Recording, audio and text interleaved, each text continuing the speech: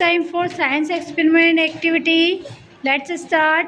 Take a stone, put in water. Yes, very good. Stone is sink or float, dear?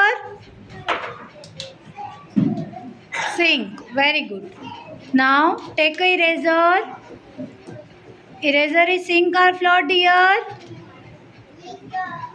Sink. Very good. Take a pencil. Pencil is sink or float?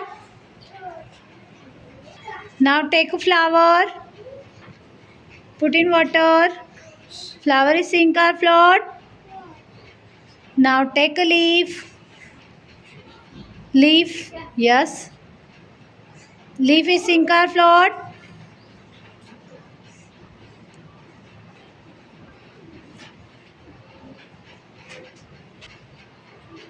Sink or float, dear?